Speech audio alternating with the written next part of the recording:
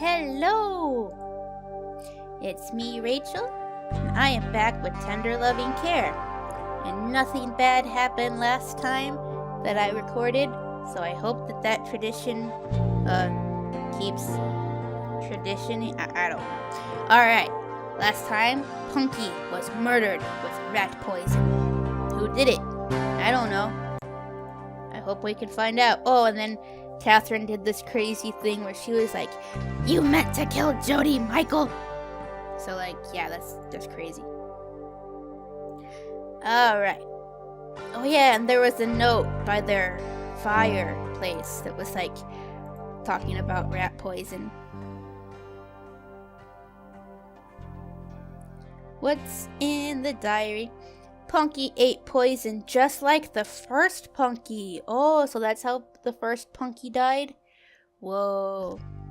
And Jody has been crying all day, and Michael and Catherine have been fighting, and Catherine wants Michael to go right out and get another dog, but Michael thinks that we should wait, and the next dog must stay inside at all times, and we'll get a nice muzzle for her so that she can't eat anything bad and nothing bad will happen to her.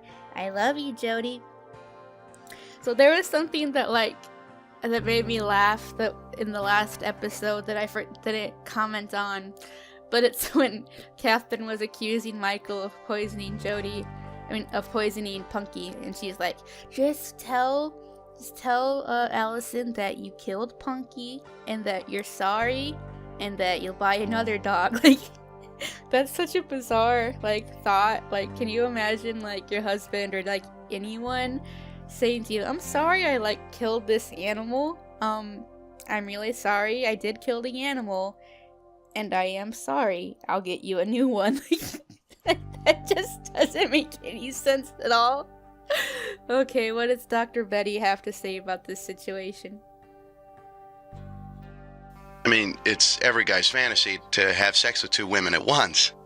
Oh my God. You ask any guy, he'll tell you the same thing. Go ahead, ask. Anyway, I tried to get Lisa, my wife, to do it with me and another woman for years. Years, Dr. Betty. Years. And she'd say, "No, Tony, that's gross. I don't want to." And finally, I got down on my knees and I begged her. Oh my God. Her. She said, "Okay, Tony, I'll do it because I love you so much." That sounds healthy. We got in touch with a woman through a personal ad, and we met at the Pancake Hut. Her name was Amanda. Oh man, she was hot. Beautiful face, killer body. Jeez, I was getting riled up just thinking about it. Anyway, to make a long story short, the three of us went back to our house and made a Tony sandwich. You know the craziest thing? My wife was totally into it. I mean, she was all over the bed like some kind of porn star or something. I mean, she and Amanda did this one thing with maple syrup and a ping pong ball that was... So, what's the problem, Tony? Well, see, at first, it was great. You know, I felt like a sheik in a harem. Man, it was amazing. Amanda started bringing over all of this cool stuff, sex toys, things like that. I was buying D batteries every time I passed through the checkout line at the grocery store. We get the picture, Tony. Oh, I'm sorry. Well,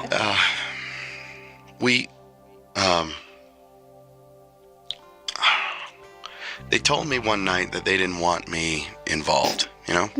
Uh-huh. And they just wanted me to watch. And, I mean, that was okay, too. I mean, geez, they're gorgeous. You know, it's like every guy's fantasy to watch two beautiful women going at it like that. What with the oil and the attachments and... So, Tony, why don't you get to the point? Sorry. Well, you see, now they don't even want me in the same room. You know, I can't even watch. I'm out of the picture. Are you and your wife still intimate? Jeez. Why? You mean, just the two of us? Yes. No, she only wants to be with Amanda. And I feel, well, I'm pretty left out. Now she doesn't even want me coming around their apartment anymore. Their apartment? Their apartment? Your wife is living with this Amanda now? Yeah, but I think it's just a phase. How long have you been separated? 3 years now. I don't think it's a phase, Tony. So what do I do? Go out and get a life. Well, Dr. Betty's been really pushing the go out and get a life, like, motto lately, like the mantra. I think she's trying to get that patented, or like, she's just trying to make it viral, you know? Did things go viral back in 1998? Let's go to the bathroom.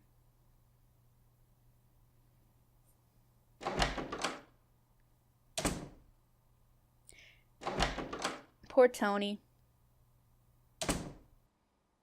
I feel like that exact same plot line has been used in like so many TV shows and like, I don't know, like comedies, like, oh, I pressured my wife into doing something she didn't really want, but now she's really into it and she left me for the other lady. Or I think I read like something on Reddit like that where like the husband pressured his wife into having an open relationship and she didn't want to. But then she started having all these other sexual partners and he, like, wasn't. And stories like that kind of make me happy. Erotic art. Alright.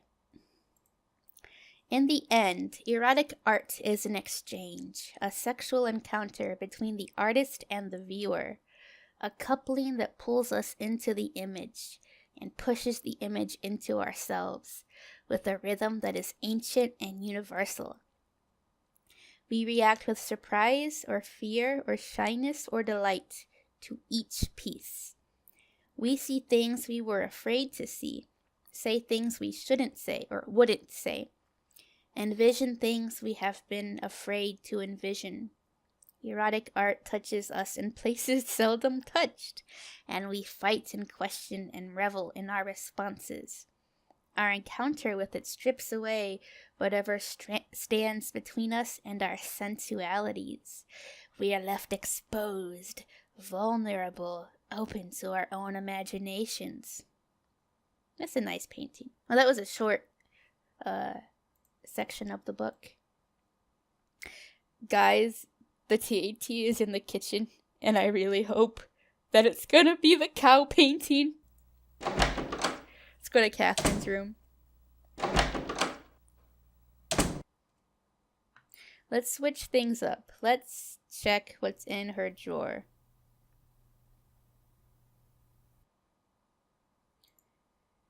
The journey's end. Oh, does this mean the story is ending soon?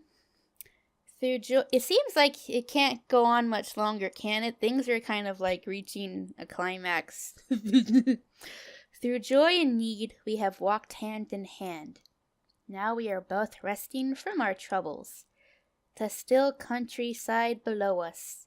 Around us the quiet valleys incline. Already the air grows dark. 2 larks fly above us into the dreamy mist. Come here and let them soar alone. Soon it is time for sleep, and you must not stray from the solitude. O tranquil, spacious peace, so profound in the twilight. How tired we are of wandering. Is this, perchance, death? It's nice that Catherine gets a little kick out of reading some calming poetry after totally driving Michael crazy, you know?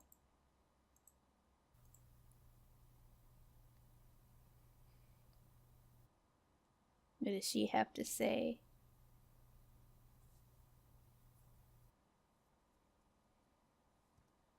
Poor Michael. I was sent here to do a job, to make a sick person well again. Now I'm wondering if the price is too high. I'm very worried about him. I feel his sanity is on dangerous ground.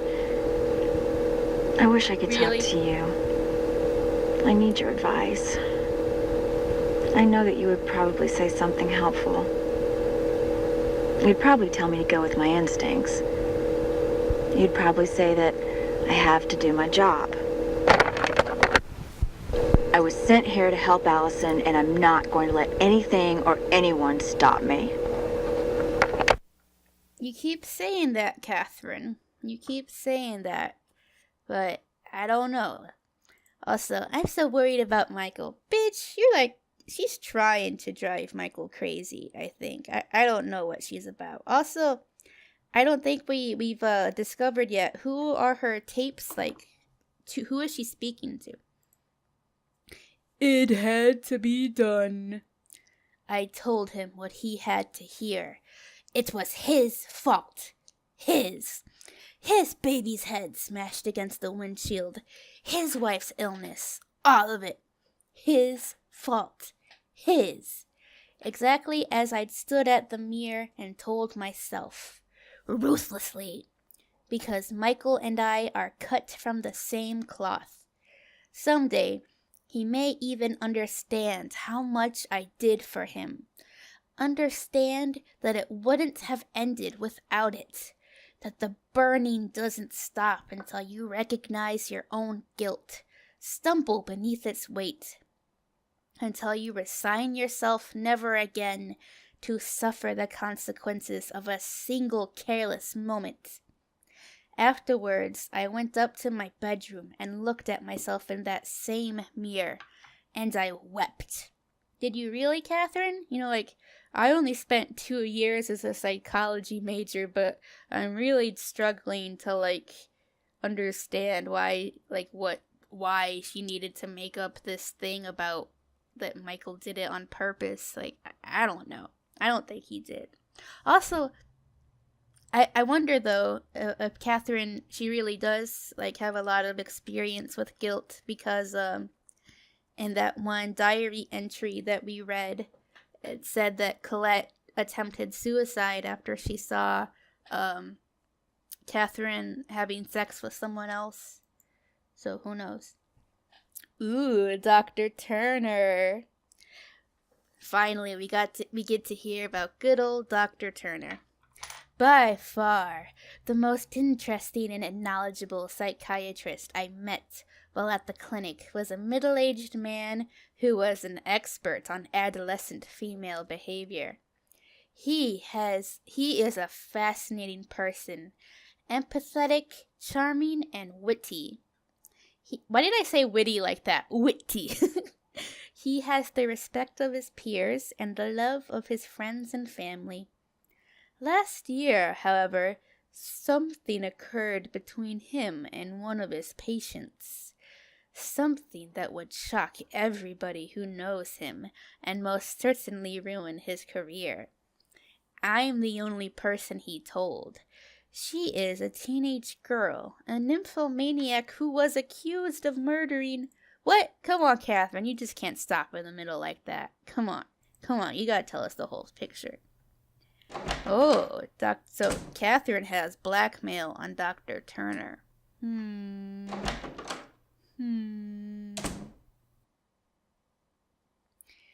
Why am I looking at this? It's gonna be the same thing as it was before.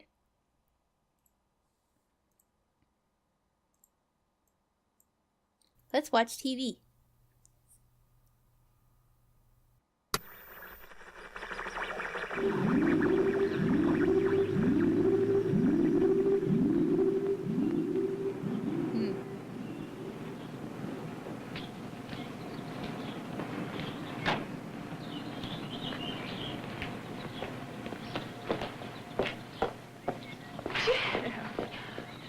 Doing here? Came to have my head examined for ever letting you out of my life. It's been a long time. 3 years, Ruth. Downbeat Club, New York. And you have a marvelous memory, too. Some things in particular. Well, now, tell me, what's a glamorous movie star doing in a psychiatric clinic? Well, I don't do much starring nowadays. For lack of a story? Maybe you came to the right place. Oh, don't tell me you think there's a story here. Oh, fascinating, beautiful woman, 3 dead men, 1 an Oscar Award winner, and now you. All the ingredients for a scenario. What's your tie-in, Ruth? Or you a patient here, too? Why, do you think I need a psychiatrist? Well, you know, Ruth. Everybody could use The a next psychiatrist TAT will be sometime. given Shut up. in the kitchen. Look in the knick-knack basket next to the sink. The knick-knack basket. Oh, so it's not the cow painting. No! Let's look in the living room, because nothing ever happens there.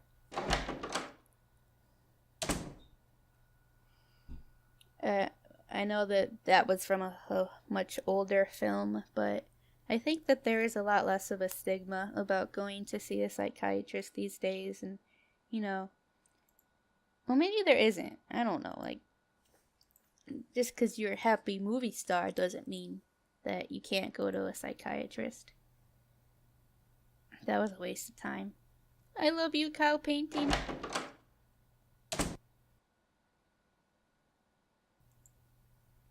Let's look at Michael's diary. I've got to get through to Allison. I can't let this go on. She's trying to put it all on me. Blame me for everything. I couldn't take it anymore. The confusion, the turmoil, the anger and helplessness.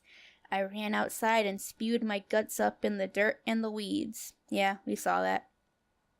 I don't know how long I lay there.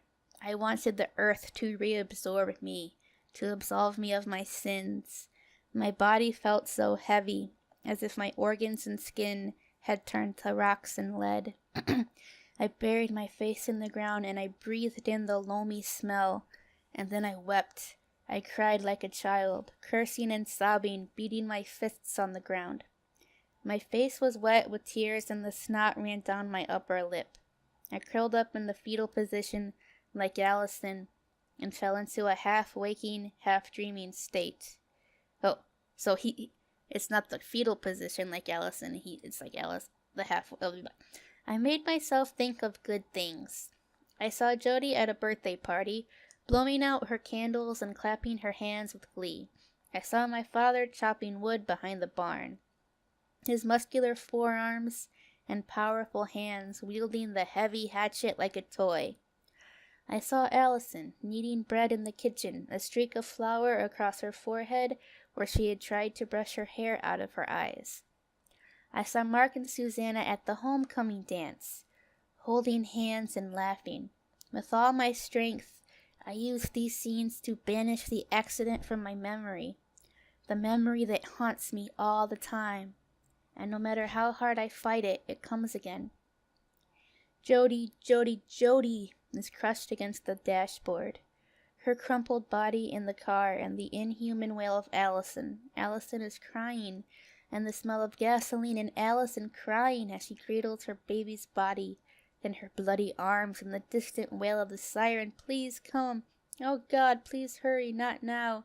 Not much time left. Don't cry, Allison, please. I'm sorry. Oh Christ. A thin trail of blood leaking from Jody's tiny nostril. Make it stop. I fell asleep in the woods. When I awoke, it was dark. In the pale light, I saw a deer standing about 10 feet away. It was pulling on the grass and munching away contentedly. It didn't know that I was there. I remembered a story that Mark had told me about the Indians who used to live here. How they were so stealthy, they could sneak up on a deer and pull out some of its tail hair. The deer turned away from me. Suddenly, more than anything in the world, I wanted to grab some hair from the deer's tail. It was a talisman, or a magic amulet, like a unicorn's horn, or a golden grail, that would cure me of my pain. I crept up behind it, slowly. My hand trembled as I reached out. Closer. The deer's chewing was so loud that it couldn't hear me. My heart beat wildly. I stepped on a twig. The cracking sound was as loud as a gunshot. The deer, grass still hanging from its mouth, took 3 powerful leaps and was gone into the dark woods. It's like, I gotta get the fuck out of here. And that was when I remembered something that I had forgotten. It was about Mark. It was a day in May, the summer before Susanna came. We had gone up into the mountains on Mark's motorcycle, him driving, me with my arms wrapped around his waist, scared to death I'd get bounced off. Sounds gay. We rode for over an hour, almost to the top of the mountain. Mark pulled off into a meadow. The grass was bright green, full of flowers and bees. Mark got off the bike and walked to the center of the field. He lay down on the grass and put his ear to the ground. He said that this was the place he wanted to die. How much longer is this? Okay, one more page. I asked him if he had ever listened to the Earth's heartbeat. It was something my grandpa had shown me when I was a kid. Mark had never done it. I put my ear against the soft, cool grass. Mark did the same. He told me that all he could hear were bugs. I told him to be quiet. I said that he had to lay there and clear his head. He had to breathe softly and stay perfectly still. We listened for about 5 minutes. It started with the faintest sound, an almost imperceptible thump that seemed to come from deep within the ground, like a drop of water resonating in a subterranean cavern, dropping from a stalactite to a dark pool. At first it had no rhythm. Then, slowly, as it grew in volume, it took on the steady beat of a heart. I asked him if he heard it. Mark's eyes were squinting in concentration, and then they popped open, and he smiled like a kid opening a wonderful present at Christmas. He said he heard it, and tears welled up in his eyes. I told him what my grandpa had said to me. Now that you've heard this sound, your life will never be the same. We lay there as the sun beat down on our heads and made us drowsy. I watched as Mark nodded off. Then I fell asleep with the heartbeat thumping in my head. It's something I always wanted to share with Jody, but I never got the chance. Oh my God, that's really sad. Yeah, that's really sad. I was like, oh, what a nice memory. What a nice little note to end on, but oh God, that was sad. Okay, let's go in the kitchen.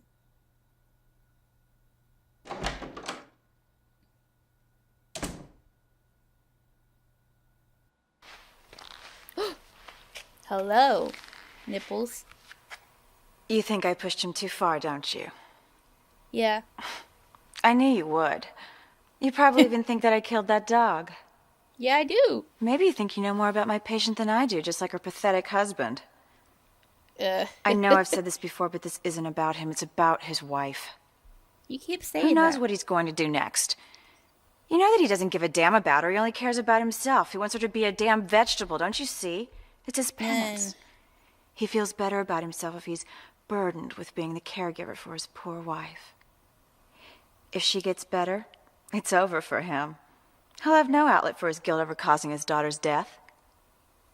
But I'm not going to let him use her like that. She will get over this. I know what's best for her. What a mess. What a mess. I better go look after Allison. You do that. Also, like, whenever Catherine, like, walks onto the screen like that, it's just, like, I feel like it's, like, the opening to a porno. But, yeah, I really don't know where she got this whole, like, he killed Jody thing. I really don't know where she got that. Is this the TAT? Yeah. When you've concluded this test, doodling is a waste of time. False. I love to doodle. When I was a child, I rebelled against the rigid structure imposed by coloring books. Okay, this is a really good drawing, but I really don't know about this. The rigid structure imposed by coloring books. I mean, sometimes, why not? I almost never have the urge to scribble. No, I love scribbling. Wait, I almost never. Okay, so that means I don't. Okay. This picture is funny. Yeah. If a rocket ship landed in my backyard, I would... Call the FBI, get my gun, hide in the basement, offer myself to the aliens. Ooh. What kind of aliens? Are they sexy aliens? A woman's hands are more erotic than her breasts. False? I mean, that's entirely up to the individual. Yeah, I don't know. At least once in my life, I have drawn a picture of something that I didn't understand. This is a very vulva-y drawing, but yes, true. Adults were always giving me a hard time when I was a kid. Sometimes, yeah. I like wearing masks. This is a great drawing. Sure. I mean, I don't do it. But it would be cool. I mean, what kind of masks? Sure, I don't know. My favorite kinds of stories are about detectives. They're not, but, I don't mind them. 6. Okay, 6 letters. Letters across. Right. Across. You're doing a Oh, what crossword. about this one? 24 across. He's like covered What's in for dirt. dinner? Michael, you look terrible. What have you been doing? I went for a walk in the woods. I fell asleep. I'm hungry. We had dinner hours ago. Jody's been waiting for you to come home and apologize to her for what she did to the dog. That's bullshit. Michael. I didn't do it. It's very important that you go up to your daughter's room and tell her that you're sorry. Promise her you'll get her a new dog. Allison. I don't want to talk to you until you do what Catherine tells you to do. I want you to apologize to our daughter.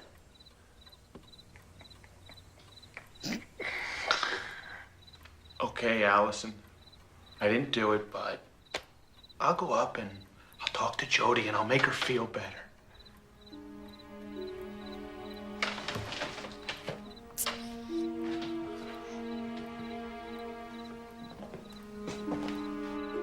I think Michael needs to leave.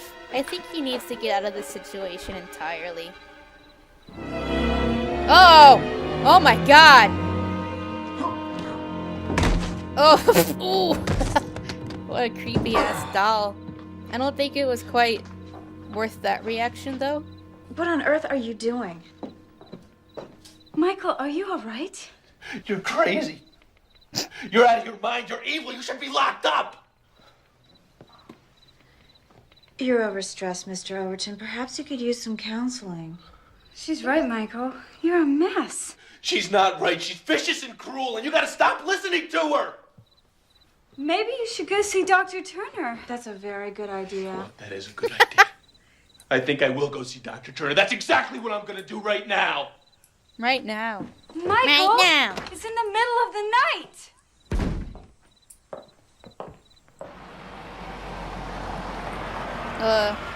Now it's daytime?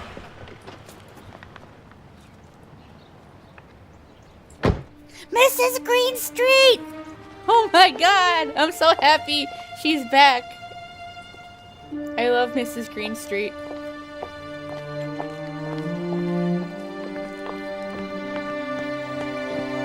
Green Street. Just me. Mr. Holy shit. Overton? Oh What my are you god. doing? I needed to see you. I didn't want any excuses. What do you mean? Where's Dr. Turner? Still in Portland? No, where is he really, and what time will he be here? His brother passed away last night. He's not going to be here Oh. for several days.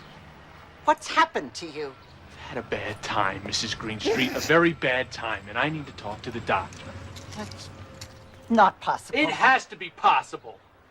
Perhaps we could call someone else. Dr. Wasserman. No! Let's go in your office now.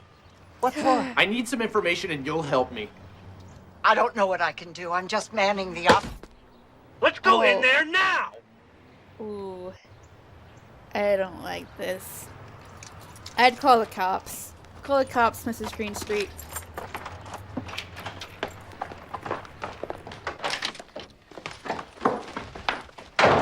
Dr. Turner is going to be very upset with you. Oh, yeah, well, I'm very upset with him going away and leaving me with Mrs. Randolph.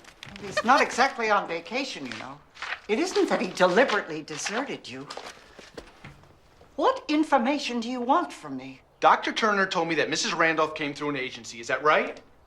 Well, a clinic, actually, a psychiatric clinic in Portland. Well, isn't that a coincidence? Dr. Turner just happens to be in Portland right now. That's where his family lives. Look, I want you to call up that clinic and tell them to phone my house and tell Miss Randolph to leave. I don't have the authority to do that. Well, get him on the phone and I'll do it. Oh. I'd have to go into Dr. Turner's office to get the number. Let's go. Let's go!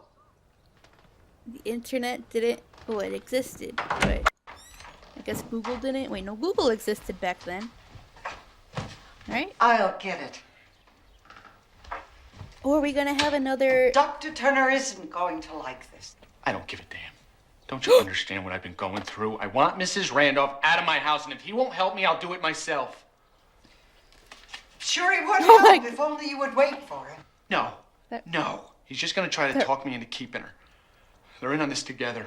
They're all the same. They're just a bunch of leeches who pretend to help people. Psychoanalysis. The new religion. They just prey on people's fears and misfortune. It's all bullshit. Now get those assholes on the phone.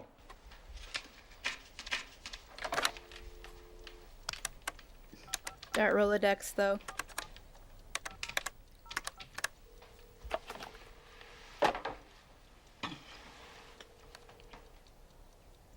Mr. Babcock, please.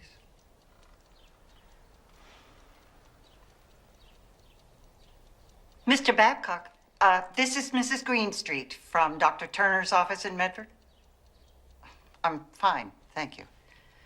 Oh, yes, that's who I'm calling about. The husband of the patient is here right now. He's very upset. He would like to speak with you about Mrs. Randolph.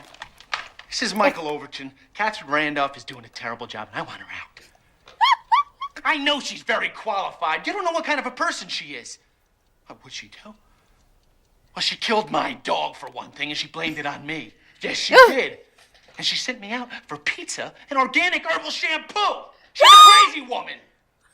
She hasn't done a damn thing for my wife except turn her against me. And I want you to call my house and tell her to get out and hop on that next plane to Portland. And that's final. Oh my god, that was amazing. Amazing performance. What are you looking at? You don't get it, do you? You just don't get it.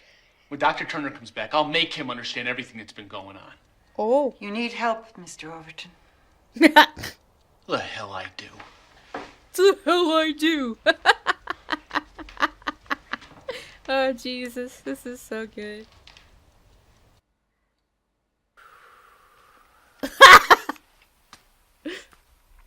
Hi. How could this have happened? The intention was to facilitate the healing process for this poor woman who lost her child in an automobile accident. And now it's degenerated into an all-out war with Allison as the battleground. Oh. Can anyone win? Is it hopeless? Is it too late? Can anything be done?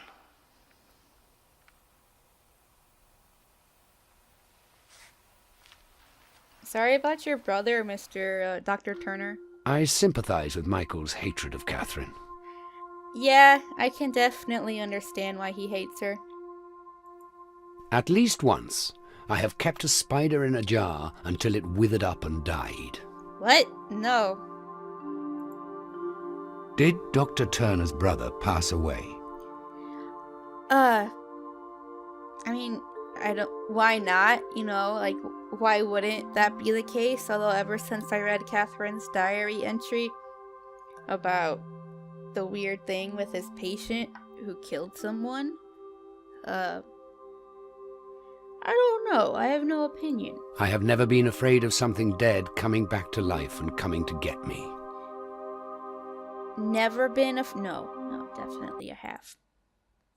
Okay, we're back at Dr. Turner's office. What kind of incriminating details can we find here?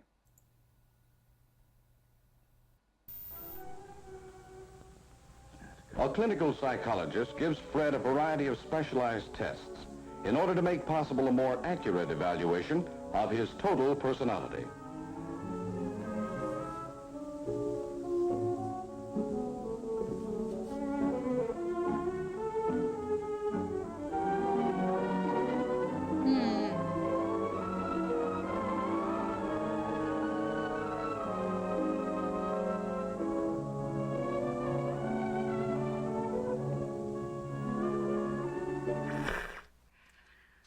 Oh! Everything's getting much better now. Oh, Michael good. was very Good. upset. It's the whole thing about the dog. I kind of wish we never got it. But it's Oh. okay. Jody understands that it was just an accident. Catherine explained to her that dogs and cats sometimes get into poisons and they eat them and they die. It happens all the time. Jody knows that it wasn't Michael's fault, and she's feeling very happy. Michael was out last night, and he went to see Dr. Turner. I was scared to sleep all alone in my bed, and Catherine brought Jody to me. It was so wonderful to feel her little body in my arms again. I love Catherine. I really do. I hope she stays with us forever. Oh. Did you hear that? It was Jody singing. I'm sure of it. Can you imagine? I've got to go now. It's all working out, isn't it? Bye. Now, wouldn't it be wiser of you to, Oh. Oh my God. That's better. Now, let's just put all this unpleasantness behind us, shall we? The music. The bobby pins carrying those tacky nurses' caps.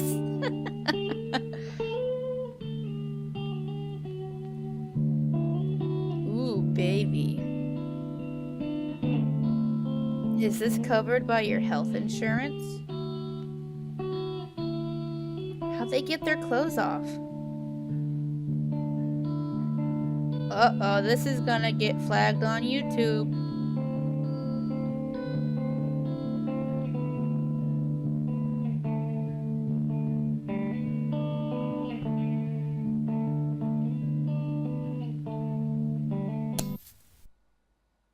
Oh, just when it was getting good. Okay.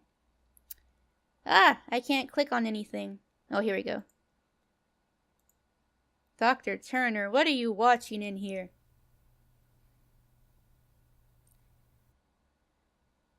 Image 1. Record response and proceed. When you've No. Alright, we'll go back. We'll take a rain check on this. Let's go to the reception area. Oh, I was really hoping Mrs. Greenstreet would give us another really good advice like she did last time. I don't know about you, but I don't like how this is. I don't like it at all. Wow. Jenny Griffin. Who's Jenny Griffin? Second session. Have we heard about her before? I don't know about this. Ms. Griffin was considerably more revealing, the addictive component to her continuous state of sexual arousal. Described that there never was a period in her life that she was not compulsively self-stimulating. Oh, Jenny, that's bad.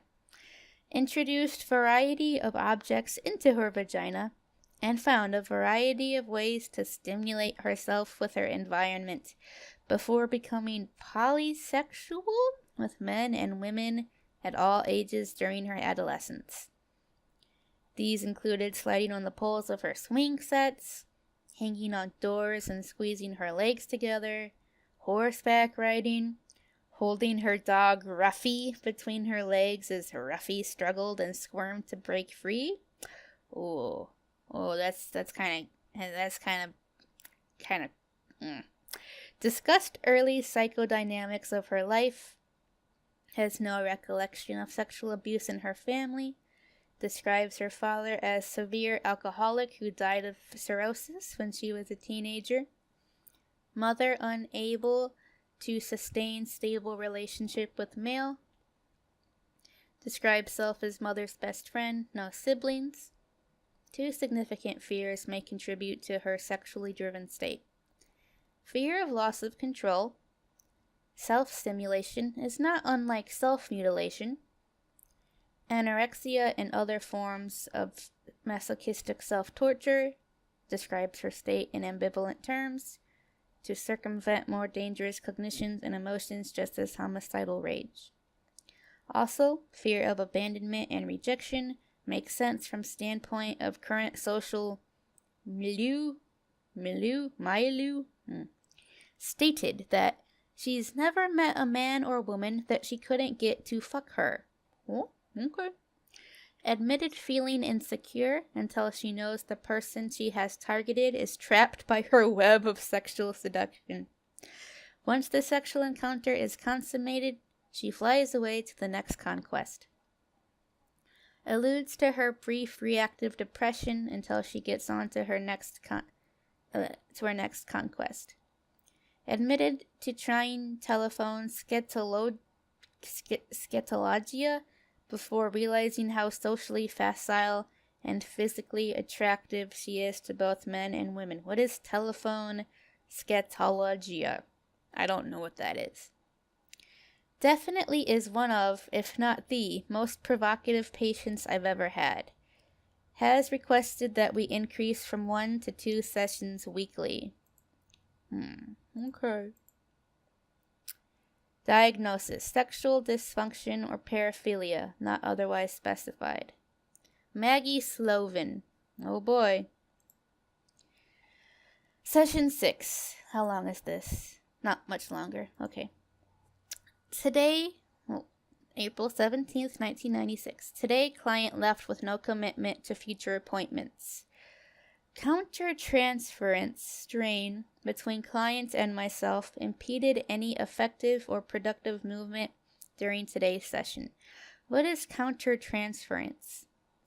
This being the 6th and likely final session, she spurned my suggestion that she may find it helpful to see... No, get away from here. The suggestion that she might find it helpful to see a female psychotherapist. Client also stated that I had not helped her. In fact, she feels that I have a limited understanding of women who have husbands and children, who work in careers and have personal goals. Refused medication, Prozac, prescribed last month. She threw away the prescription.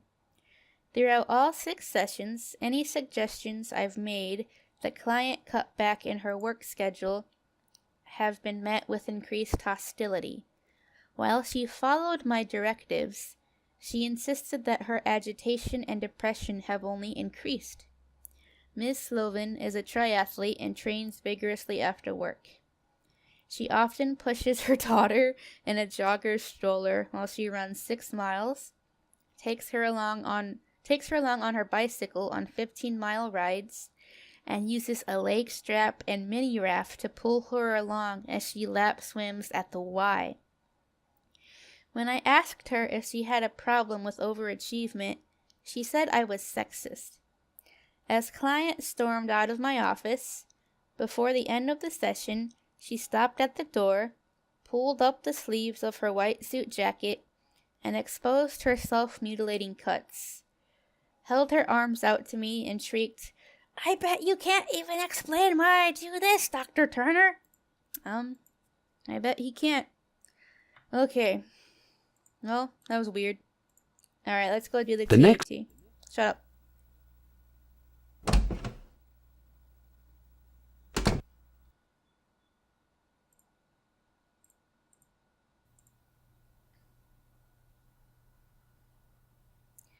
Thematic apters, whatever. When you've concluded, the best caption for this image is, "The man laments killing the prostitute. John hates having to leave his beautiful wife in the oozy bed. The sun is too bright, it hurts his eyes. Why, God, why is Sally sick?" Let's say he hates having to leave his beautiful wife. But she looks kind of like dead. I don't know. I like the one about the oozy bed. Oozy. what can the woman say that will console him? "I love you. Everything will be okay. Don't worry, this happens to a lot of guys. It was meant to happen. Don't worry, this happens to a lot of guys." The expression on the older woman's face tells us that she is content, despondent, mischievous, tired, wise. I don't know. How does she look to me? She looks like she's like planning something, so I'm gonna say mischievous. being alone is. Fun sometimes. This man is. He's very, Menacing looking. Psychiatrist, her father, husband, or detective. I want to say her husband. Alternative medicine is... Fake, helpful in some cases. Better than traditional medicine, I don't know what it is. I don't know. Maybe it's helpful sometimes. What is going on between these two? Dave and his mother have just come from his dad's funeral. Dave has just confronted Mom about how she sexually molested him as a child. Oh. Dave just told Mom that he has feelings for other men. Mom just explained to Dave that she will not loan him the money for his business deal. These are strangers waiting in a line.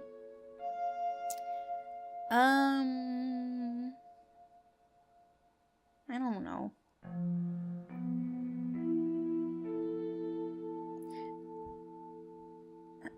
It's either the funeral or the strangers. Let's do the... No, I don't know. They're strangers. What just happened? She was raped. She bumped her head. She got drunk. She lost her contact lens. She killed somebody. She lost her contact lens. That's how I look when I lose my contact lens. People can learn important things from their dreams. True. I know I do. The expression on this woman's face shows... disgust, apathy, resignation, fright. I'd say fright. Oh, here we go. I'm excited. Oh, this dramatic music. Wonderful. I love it. I love it.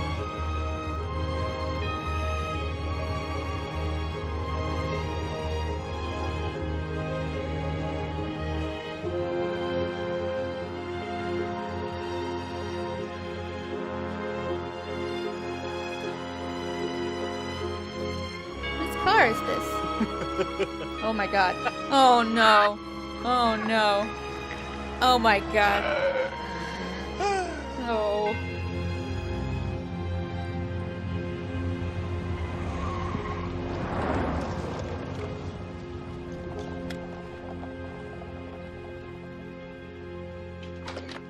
Honey, I'm home. Michael, something terrible has happened. Oh, what is it, honey? Catherine's clinic called and told her she had to return to Portland right away. Oh, that's too bad. What are we gonna do? Get along fine without her, just like we did before. But Jody... Jody is gonna be fine. What about the birthday party? Last night she was really afraid and I let her sleep in her bed. No! Catherine said it was okay. Yeah, I'd expect that. Where is she now? Is she gone? No, she's upstairs packing. All right, I'm gonna go up. I'm gonna have a final few words with her. I should go do some knitting, and I'll be right down. Do some knitting.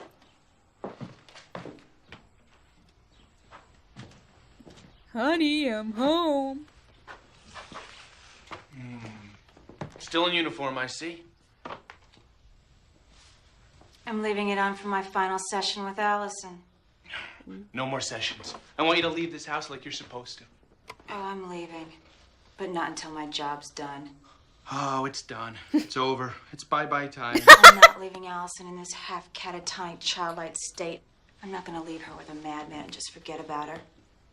It's time for her to face the truth. You stay away from her. I had planned on doing it my way, slowly and carefully. But you ruined that. Somehow I knew you would. Now you forced me to do it shockingly and abruptly. What are you talking about? She has to be made to recall that when you crashed the car, Jody's head smashed into the windshield and she died instantly. There's no more time to pretend, Michael. No! Yes. You've destroyed everything. And now it's time to kill the doll. Kill the doll. What are you talking about? Allison's transformed Jody into the doll. She even slept with it last night. Don't do this. It won't work. Yes, it will. Go and look. What? Jody's room. Go on.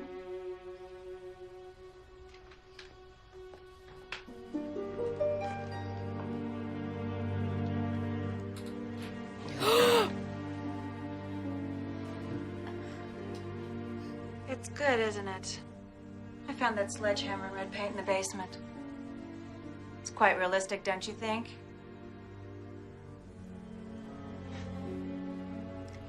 Now it's time for me to do what I was sent here to do.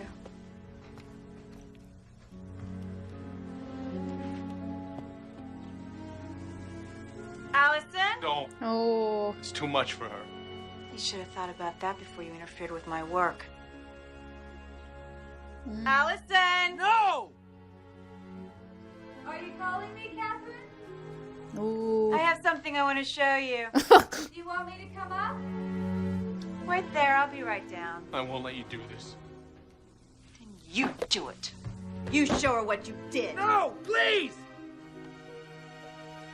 You're so afraid of the truth.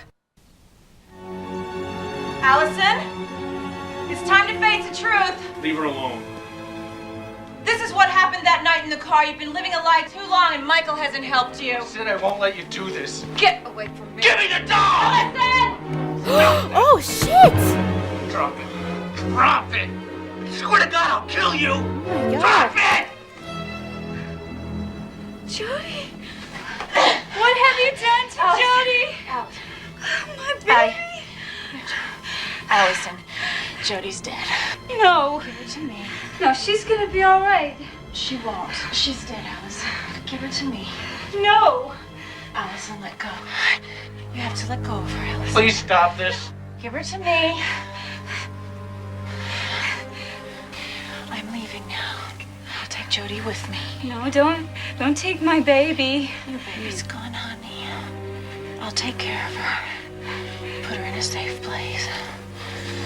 I'm not gonna let you take my baby. Gone! No! No! Stop this! Oh, shit!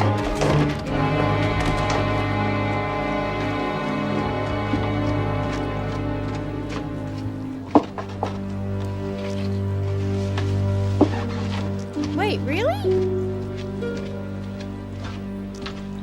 What?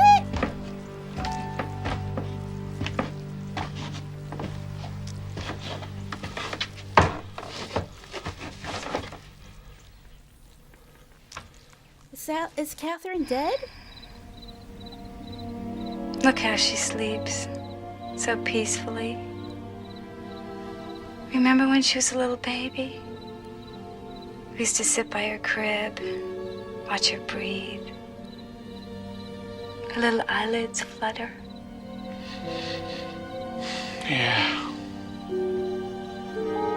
What? Wait, what?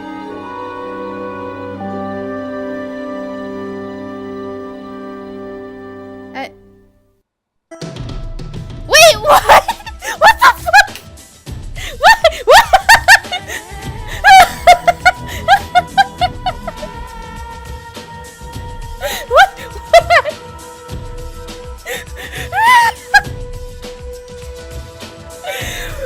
That can't be the fucking ending.